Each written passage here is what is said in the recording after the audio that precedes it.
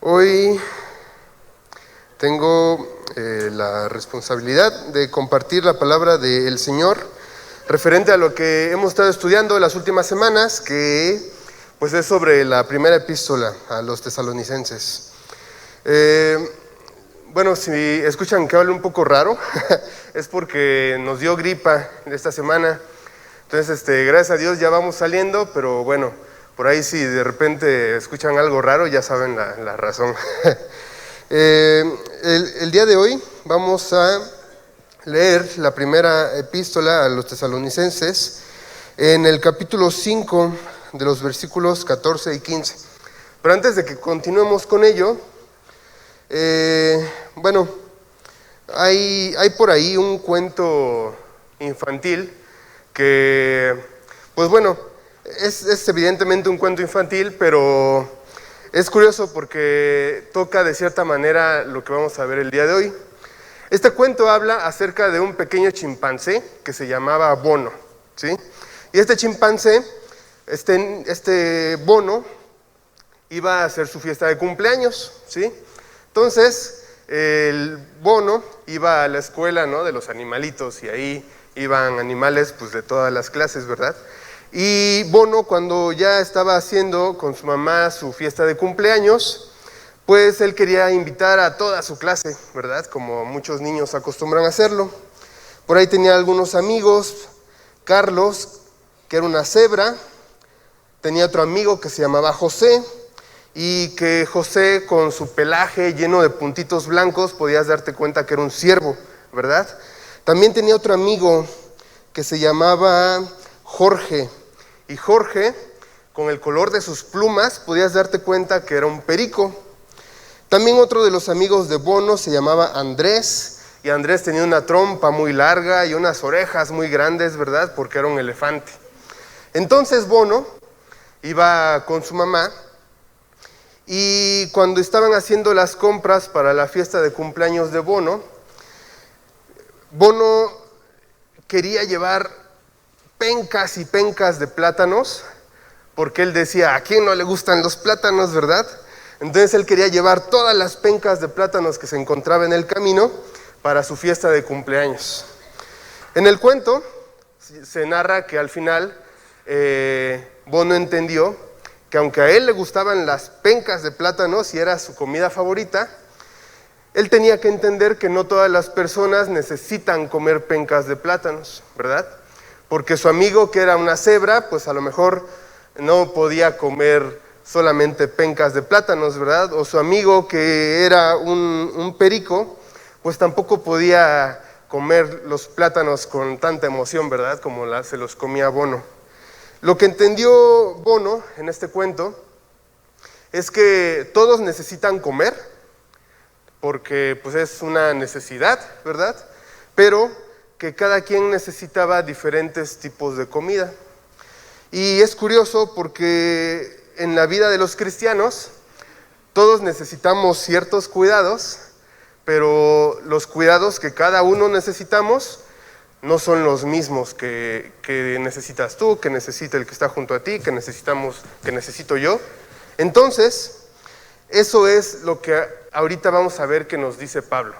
Pablo nos va a decir que con ciertas personas hay que hacer ciertas cosas, con otras personas hay que hacer cosas diferentes, pero que al final de cuentas todos necesitamos cuidarnos entre todos, ¿va? Acompáñame a orar. Bendito Padre, te agradecemos, Señor, por esta mañana, porque, Señor, nos bendices con el frío también, Padre, y porque nos das abrigo, Señor, para cubrirnos. Gracias porque también nos bendices con tu palabra, con la cual podemos crecer, aprender, Señor, de lo que tú pues pides, Señor, para nuestra vida. Y te pedimos, Señor, que lo que vamos a leer en estos momentos pueda ser edificante para nuestra vida, tal vez sí individual o personal, Señor, pero también para nuestra vida como iglesia. Te pedimos, Señor, que uses este momento para bendecirnos, Señor, a todos. Y, Padre, que sea tu voz la que se revele en estos momentos, Padre. Te lo pedimos en el nombre del Señor Jesús. Amén. Acompáñame ahora sí a leer Primera de Tesalonicenses capítulo 5, de los versículos 14 y 15. Normalmente los tenemos aquí en la pantalla, pero si traes tu Biblia te invito a que busques en ella Primera de Tesalonicenses capítulo 5, versículos 14 y 15. Yo lo tengo aquí en la versión de Reina Valera, y el versículo 14 dice: también os rogamos, hermanos, que amonestéis a los ociosos, que alentéis a los de poco ánimo, que sostengáis a los débiles, que seáis pacientes para con todos. Mirad que ninguno pague a otro mal por mal, antes seguid siempre lo bueno para con otros y para con todos. Aquí hay primero dos cosas que debemos aclarar. Primero, como ya hemos visto en domingos pasados, todo lo que escribió Pablo a la epístola de los tesalonicenses es para gente que ya era creyente, ¿sí? Es decir, para cristianos, para seguidores de Jesús. Eso quiere decir que lo que Pablo está enseñando en todos estos versículos aplica para todos o para casi todos los que estamos en este lugar, ¿sí? Segundo, las cosas que nos está diciendo Pablo en este lugar no se lo dice Pablo al pastor, no se lo dice Pablo al líder de la reunión de los miércoles o lo que tú quieras, ¿sí? Aquí Pablo se lo está diciendo a cada uno de nosotros. Y nos dice a todos, o sea, a ti y a mí, dice que debemos amonestar. Es la primera instrucción que nos dice Pablo, ¿sí? Bueno, primero nos dice, también os rogamos, y dice ahí hermanos, o sea, a todos los que somos creyentes, que amonestéis a los ociosos, ¿sí? Normalmente, bueno, cuando un cristiano llega a una iglesia, hay dos, ¿cómo se dice?, comportamientos que son como los más comunes. Hay algunos cristianos que llegan a la iglesia y llegan y se sientan, ¿no? Y cantan y escuchan la palabra y por aquí acaba y se van, ¿verdad? Porque dicen, no, es que somos yo y Dios, ¿verdad? Entonces, mientras no me relacione, mejor. Mientras menos me meta yo en problemas, pues las cosas van a ir bien, ¿verdad? Y es una manera errónea de entender el evangelio, de entender el funcionamiento de la iglesia, porque el Señor no nos ha llamado a ser individuos, sino que el Señor nos ha llamado a ser una iglesia, ¿verdad? Pero está el punto contrario, muy exagerado, ¿no? En el cual una persona también llega a una iglesia, ¿verdad? Y esta persona no es de las que no se relacionan, sino que son muy interesados, ¿no?, en las vidas de las demás personas. Y llegan al punto en que pues ellos hablan ciertas cosas que no están bien, ¿no? Dicen cosas de otras personas que tampoco están bien, y ninguna de estas dos condiciones son las a las cuales el Señor nos ha llamado cuando somos parte de su iglesia. Pero Pablo nos está dando ciertas instrucciones que como creyentes es importante que aprendamos a hacer. Y la primera es esta, que aprendamos a amonestar a los ociosos. Y bueno, me vas a decir, entonces, ¿qué significa amonestar? Siempre, como una cultura muy futbolera, lo primero que pensamos es en las faltas, ¿no?, de fútbol, pero no significa o no tiene mucho, bueno, en parte tiene que ver con ello, pero la definición de amonestar dice que es reprender severamente a una persona, ya sea por un error o una falta que han cometido, para que no lo vuelva a cometer, ¿sí? ¿Y qué es un ocioso? Un ocioso dice que es inútil, sin fruto, ni provecho, ni sustancia, o que está sin hacer nada. ¿Has visto tú que hay creyentes que no dan fruto? ¿Sí? Porque eso dice la definición de ocioso. Dice que es alguien sin fruto. ¿Cuál es el fruto que nosotros debemos de dar? Cuando hablamos de fruto, podemos pensar al menos en dos pasajes que están fuera de esta epístola, y te voy a pedir que me acompañes en ellos. El primero está en el Evangelio de Juan, capítulo 5, a partir del versículo 1. Esta lectura normalmente se conoce como la parábola de la vid, ¿sí? Y también lo traemos aquí en la pantalla y dice: yo soy la vid verdadera y mi Padre, que es el labrador, Él corta de mí toda rama que no produce fruto y poda las ramas que sí dan fruto, para que den aún más. Ustedes ya han sido podados y purificados por el mensaje que les di. Permanezcan en mí y yo permaneceré en ustedes. Pues una rama no puede producir frutos si la cortan de la vid, y ustedes tampoco pueden ser fructíferos a menos que permanezcan en mí. Ciertamente yo soy la vid, ustedes son las ramas. Los que permanecen en mí y yo en ellos producirán mucho fruto, porque separados de mí no pueden hacer nada. El que no permanece en mí es desechado como rama inútil y se seca. Todas esas ramas se juntan en un montón para quemarlas en el fuego. Si ustedes permanecen en mí y mis palabras permanecen en ustedes, pueden pedir lo que quieran y les será concedido. Cuando producen mucho fruto, demuestran que son mis verdaderos discípulos. Eso les da mucha gloria a mi Padre. Yo los he amado a ustedes tanto como el Padre me ha amado a mí. Permanezcan en mi amor. Cuando obedecen mis mandamientos, permanecen en mi amor, así como yo obedezco los mandamientos de mi Padre y permanezco en su amor. Les he dicho estas cosas para que se llenen de gozo. Así es, desbordarán de gozo. ¿Sí? Este es uno de los pasajes como bastante conocidos una de las parábolas más famosas del Señor Jesús. Y nos está hablando acerca de algo, y aunque son 11 versículos, podemos ver ahí que está constantemente, ¿no?, hablando de que si estás con el Señor, vas a dar fruto, y si no estás con el Señor, no vas a dar fruto. Y desgraciadamente podemos ver que hay cristianos que pues pueden llevar ya cierto tiempo creyendo o conociendo al Señor Jesús, y aún así no vemos que sus vidas den fruto, ¿verdad? No vemos que puedan ser unas vidas que el Señor utiliza para hacer crecer su reino. Sin embargo, es gente, o son cristianos, son hermanos nuestros que siguen en la iglesia, ¿sí? Lo que Pablo nos está diciendo es que cuando tú ves que hay un hermano que no da frutos, es decir, que no participa, que no se interesa en lo más mínimo en las cosas que hacemos en la iglesia, pero el hermano sigue ahí, ¿sí?, es un hermano que es ocioso, porque no está trabajando en el reino de Dios, ¿sí? Entonces, ¿qué es lo que nos dice Pablo? Nos dice que tenemos que amonestar a ese hermano. Y es algo tal vez un poco complicado para muchos de nosotros, porque nos dice que tenemos que reprender a ese hermano por la condición en la que él está, ¿sí?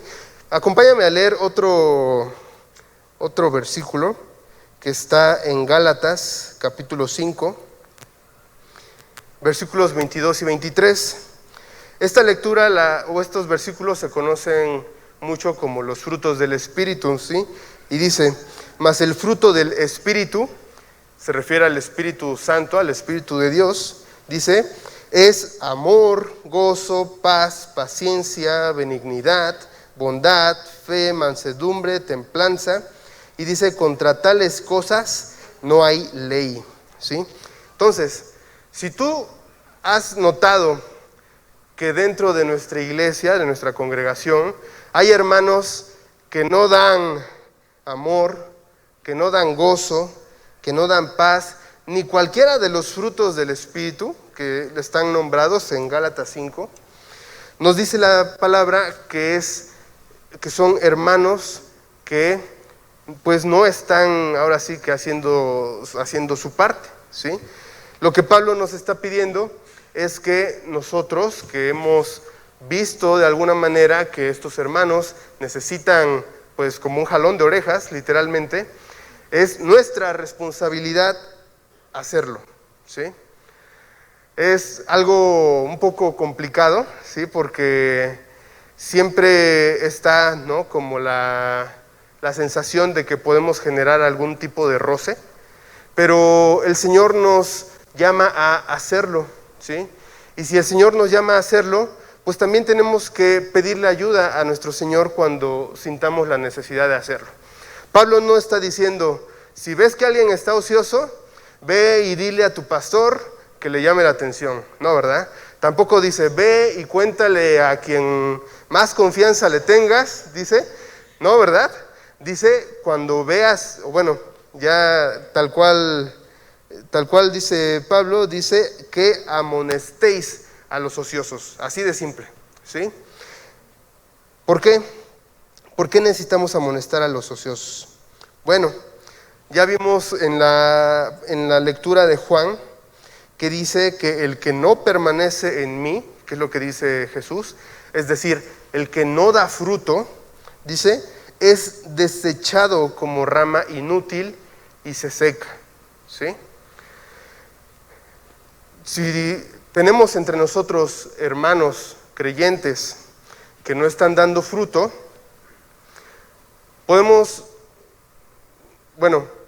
muchas veces pensamos que con orar nada más estamos ya haciendo nuestra tarea, ¿no? Y vemos que hay un hermano que por alguna razón no está participando en las actividades de la iglesia y a veces nos conformamos orando solamente por el hermano. Y no digo que la oración esté mal, pero a lo que voy es que el Señor no nos ha llamado solamente a orar por ellos, ¿sí? El Señor nos está llamando a que como cuerpo, como iglesia, nosotros aprendamos a ayudarnos los unos a los otros, ¿sí? Muchas veces en esta iglesia, en esta congregación, hemos visto de que el Señor nos llama a hacer muchas cosas los unos por los otros, ¿verdad? Entonces, como parte del cuerpo que somos, como parte de la iglesia, de la familia que el Señor nos ha hecho, una de esas responsabilidades que nosotros tenemos es el amonestarnos. Luego de amonestarnos, el Señor dice que alentéis a los de poco ánimo. Creo que todos tenemos una idea general de lo que significa alentar, ¿verdad? Una manera de, dice alentar a los de poco ánimo. En otras traducciones de la Biblia, a veces dice a los tímidos o a veces dice precisamente a los desanimados, ¿sí? Y nos dice que debemos alentarlos. Hay muchas razones por las que podemos estar desanimados, ¿sí? Algunas veces nos puede desanimar problemas familiares, problemas económicos, ¿no? Nos pueden desanimar.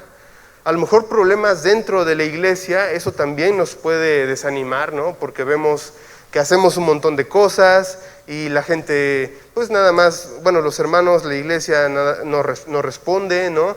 O estamos haciendo muchos esfuerzos de evangelizar y trabajar con los niños, ¿verdad? Y a veces no vemos que el Señor responda al momento en el que nosotros queremos y eso nos puede desanimar.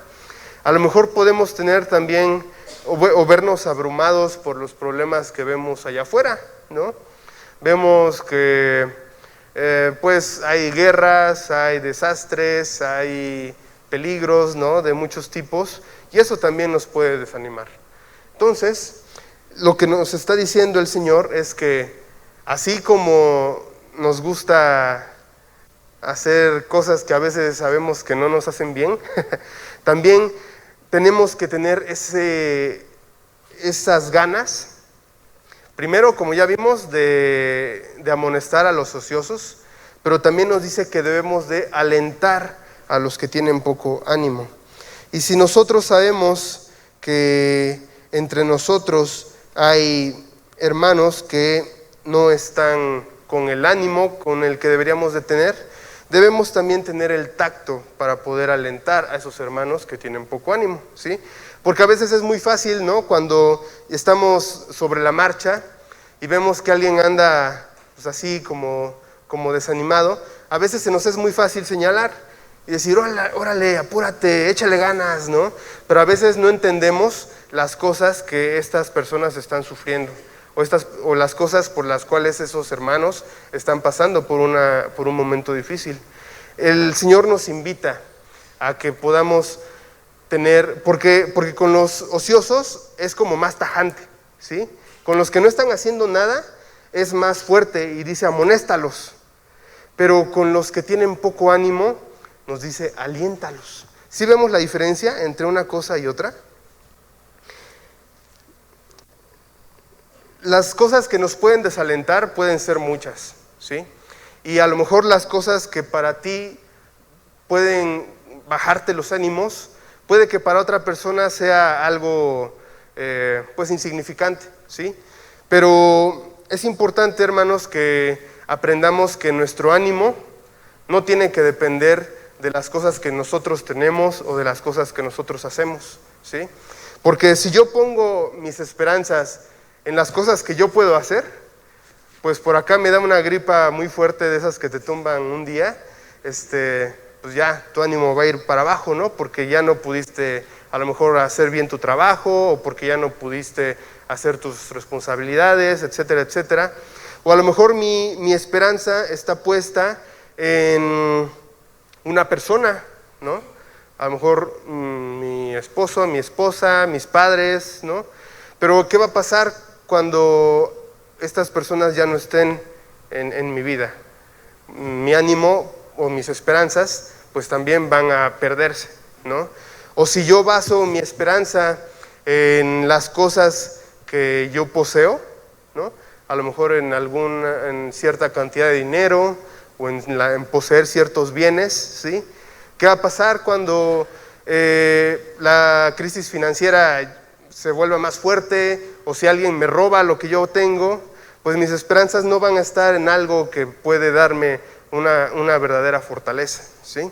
Entonces, si nosotros estamos desanimados, hermanos, es porque no hemos puesto o no hemos aprendido a poner todas nuestras esperanzas en el Señor, ¿sí? Si nosotros ponemos nuestra esperanza en el Señor, que es constante, que no cambia, que es soberano, vamos a aprender que nuestro ánimo ya no va a andar subiendo y bajando como normalmente sucede, ¿sí? Porque pues ya vi que la guerra con Rusia no termina, y porque ya vi que ya secuestraron hoy a no sé cuántas personas, y porque hay cada vez gente más enferma, ¿sí? Entonces, si basamos nuestro ánimo, nuestra esperanza en cosas que no nos van a dar esa fortaleza, pues nuestro ánimo y nuestra esperanza tampoco van a tener esa estabilidad. Pero si aprendemos a poner todas nuestras esperanzas en nuestro Señor, que no cambia, vamos a aprender que no importa lo que suceda afuera, ¿sí? No importa lo que sucede en nuestra, bueno, no que no importe, pero no es lo más importante, ¿sí? Lo que sucede en nuestra vida, en nuestra familia, en nuestro barrio, ¿sí? Sino que como nosotros sabemos dónde está nuestra esperanza y nuestra confianza, vamos a saber que no importa lo que suceda abajo, el Señor es quien sostiene nuestra vida. Y bueno, luego Pablo, aparte de hablarle a los ociosos, aparte de hablarle a los de poco ánimo, también nos habla acerca de los débiles, ¿sí? Y con los débiles no nos dice que debemos de amonestarlos, tampoco nos dice que a los débiles debemos alentarlos. Imagínate eso, ¿no? Está alguien muy débil y lo alientas a que siga débil, pues como que no van a funcionar las cosas, ¿no? Sino que nos dice que con los débiles hay que sostenerlos. Esta semana me dio gripa y la verdad no sé por qué, a lo mejor es porque estoy ya cerca de los 30, pero la verdad es que esta gripa me dio muy fuerte y yo fui a trabajar, pero andaba así, ¿no? Bien perdido. Y no sé si a ti te ha pasado, pero traes algo, ¿no? que te está pesando, como una enfermedad precisamente. y vas a trabajar, ¿no? Y pasas a lo mejor 8, 10, 12 horas, no sé, a trabajar. Y llegas a tu casa, ¿no? ¿Y qué pasa? Bueno, en mi caso, yo tengo una esposa maravillosa que cuando llegué de trabajar, ella me atendió como no tienes idea, ¿verdad?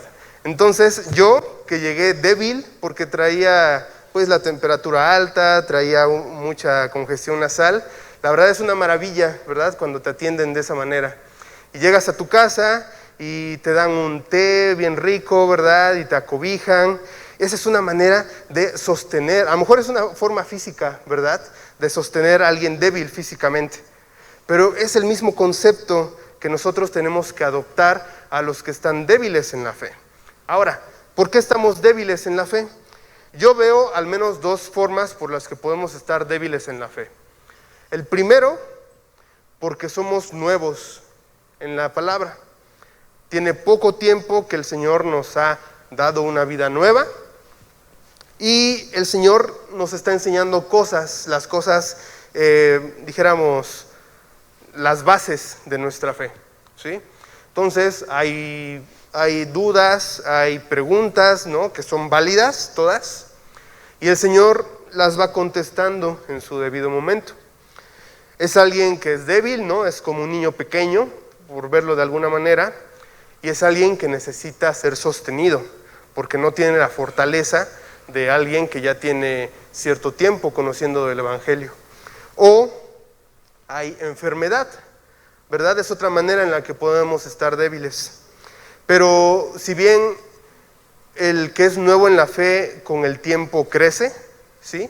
Y obtiene fortaleza, o el que está enfermo, pues está enfermo por un tiempo razonable, ¿no? Y pasa ese tiempo y ya es una persona nuevamente fuerte. El Señor nos dice que debemos sostenerlo, es decir, debemos darle nuestra mano para ayudarlo a levantarse, ¿sí? Ya sea que es alguien pequeño, ¿no? Y lo ayudas como los bebés, ¿no? Que los ayudas a caminar con la mano, o es alguien que está débil sí, en su fe, y tienes que ayudarle también a sostenerse para poder caminar. Pero lo que aquí es, lo que debemos entender en la parte de sostener, es que es bueno que lo hagamos, pero tenemos que proveer un sostén que sea capaz de que esta persona, con el tiempo, pueda volver a recuperar sus fuerzas, ¿sí? No se vale que lo vayamos sosteniendo por 2 años, ¿verdad? Creo que alguien débil por 2 años es mucho tiempo, ¿sí? Igual con los que son nuevos en la fe. Hay que sostenerlos, hay que darles apoyo, hay que orar por ellos, hay que estar con ellos, ¿sí? Pero también tenemos que proveer la ayuda para que ellos también puedan, con el tiempo, sostenerse por sí solos, ¿sí? Porque el Señor no nos llama a que tengamos una vida débil de nuestra fe, desde que empiezas hasta que se acaba nuestra vida, ¿no? Sino que el Señor nos da una vida plena, nos da una vida en abundancia, como lo hemos visto muchas veces, ¿no? Entonces, si el Señor nos da una vida en abundancia, no nos ha dado una vida para que alguien más siempre nos ande llevando de la mano, ¿verdad? Y para que alguien más nos ayude a decir, mira, lo que el Señor quiere decir en este versículo es esto. Mira, lo que significa este pasaje es esto. Estas cosas pasan porque el Señor hace esto o quiere el otro, ¿sí? Es válido por un tiempo que seamos instruidos en todo, pero es bueno que nosotros aprendamos a comer por nosotros mismos. Si han pasado 3, 5, 7 años de que conoces al Señor y necesitas todavía que alguien te esté sosteniendo, ayudando a alimentarte de la palabra, hay que revisar por qué estamos así, porque no es a lo que el Señor nos ha llamado. El Señor no nos ha llamado a que nada más vengamos el domingo, que escuchemos lo que el Señor nos dice en la palabra y ya, hasta el otro domingo. No, el Señor nos habla a que aprendamos a alimentarnos por nosotros mismos.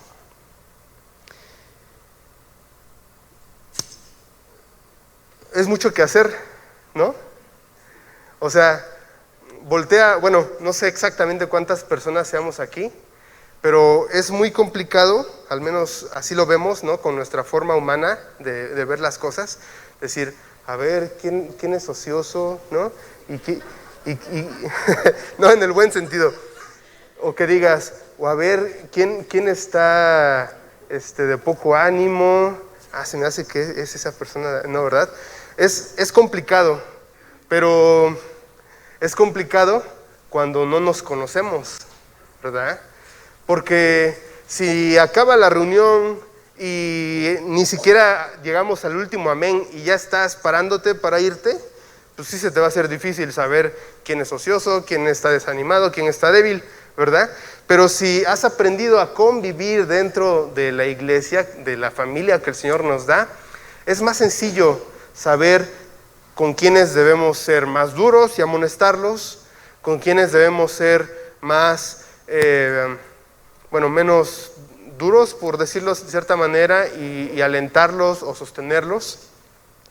Pero a lo mejor, yo pensaba, es mucho que hacer, ¿no? Y qué tal que me equivoco y sostengo al ocioso y amonesto al desanimado y aliento al débil, ¿no? Porque podemos llegar a confundir las situaciones. Porque a lo mejor las tres condiciones tienen diferente causa, pero pueden tener el mismo resultado, que es una persona que no participa, ¿sí? Que es una persona que, sí, nada más te saluda, ¿no? Y llega y medio canta, ¿no? Y medio habla de su Biblia. Pero tú no vas a saber exactamente si es porque está desanimado, o si es porque está de ocioso, o si es porque está débil, ¿verdad? Pero Pablo, para terminar este versículo, nos dice que seáis pacientes para con todos, ¿verdad? Y cuando a veces escuchamos la palabra de amonestar, a veces esa nos gusta, ¿no? Porque a veces nos gusta más señalar a los demás en lugar de preocuparnos por cómo están ellos. O a veces nos gusta ayudar a los demás, ¿no? Y tener como cierta importancia. Pero algo que sí es complicado, yo creo que para casi todos nosotros, es el ser pacientes con los demás, ¿sí? Porque ya sea que estés con el ocioso, con el de poco ánimo o con el débil, dice que al ocioso lo tienes que amonestar, pero con paciencia. Al de poco ánimo lo tienes que alentar, pero con paciencia. Y al débil lo tienes que sostener con paciencia, ¿verdad? Y eso creo que es de las cosas más difíciles, ¿verdad? Porque ves al ocioso que nada lo conecta, ¿verdad? Y le llamas y le dices, oye, échale ganas, de buena onda se lo dices, ¿no? Y dices, oye, échale ganas, ¿no? Y tratas de hacerte amigo y lo animas, ¿no?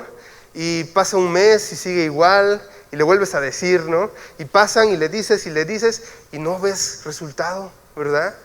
Pero el Señor nos dice, hazlo, pero con paciencia. O lo mismo puede pasar con los que están débiles, ¿sí? Tú ves que alguien anda caminando, pues, cabizbajo, ¿verdad? Y tú lo sostienes y le ayudas y le abres, ¿no?, tu vida para ayudarlo, y ves que nada más no avanzan, ¿verdad? Y siguen débiles, pues el Señor nos llama a hacerlo con paciencia, porque seguramente es algo que creo que a todos nos cuesta mucho trabajo, ¿verdad? Hemos tratado de ayudar a alguien, le decimos, no, pues es que el Señor nos dice que tenemos que hacerlo así y así y así. Y dice, ay, sí, pero es que me cuesta mucho trabajo, ¿verdad? Y tú dices, pero pues es que hay que hacerlo, ¿no? Y la persona le cuesta trabajo. El chiste es que hagas lo que hagas de estas tres cosas. La parte crucial de todo ello es que lo hagamos con paciencia. Y creo yo que esa es como la primera o es como la base, más bien, del trato que debemos de tener unos con otros. Porque a veces llegamos a una iglesia, o muchas veces la gente cree que los que estamos aquí en una iglesia, que todas las cosas salen así de maravilla, ¿no? Y que como todos somos cristianos, nunca hay problemas, y que todo fluye así maravillosamente, ¿no? Pero a veces no entendemos o se nos olvida que sí somos creyentes y que sí todos o casi todos estamos día con día, ¿no?, trabajando para ser cada vez mejores y para ser cada vez más como el Señor Jesús, pero pues seguimos estando en un cuerpo, ¿no?, que tiene pues problemas, ¿no?, que tiene ciertas tendencias a cosas que no están bien, y que eso al fin tarde o temprano nos va a llevar a algún conflicto. Pero si lo hacemos con paciencia, como nos dice Pablo, vamos a poder trabajar de mejor manera. ¿Has visto que hay alguien ocioso en la congregación y que necesita ser amonestado? Amonéstalo, pero hazlo con paciencia, ¿sí? ¿Has visto que aquí en la iglesia hay alguien que está desanimado? Bueno, el Señor nos dice que lo alentemos pacientemente. ¿O conoces que hay algún cristiano débil, ya sea por problemas o porque es nuevo o algo así? Bueno, el Señor nos dice que lo cuidemos, pero que también seamos pacientes con ellos. En el versículo 15, Pablo luego dice: asegúrense de que nadie le pague a otro mal por mal, ¿sí? Es decir, es precisamente lo que estábamos diciendo.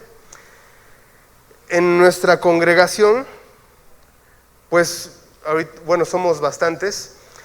En algún momento, de todas las relaciones que se generan en este lugar, alguien va a salir afectado, ¿sí? De alguna u otra manera, alguien o va a salir pues ofendido, afectado, sentido, ¿no?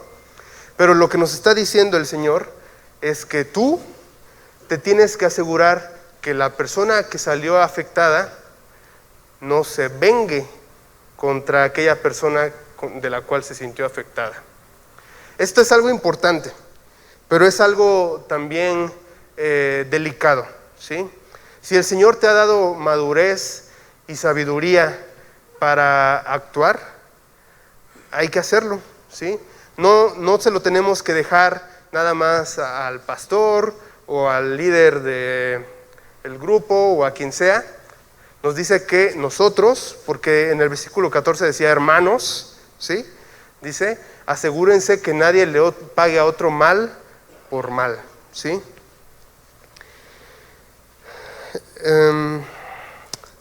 También Pablo dice que hagamos las cosas bien. Primero dice entre nosotros y luego dice con los demás. Hay gente, seguramente tú conoces a más de uno, que con su familia no se ven ni en pintura, ¿verdad? Pero el Señor nos ha dado una mejor familia, ¿sí? Que es la familia de la fe. Así que, bueno, normalmente dicen que a tu familia no la escoges, ¿verdad? Y a la familia de la fe tampoco la escoges, ¿verdad?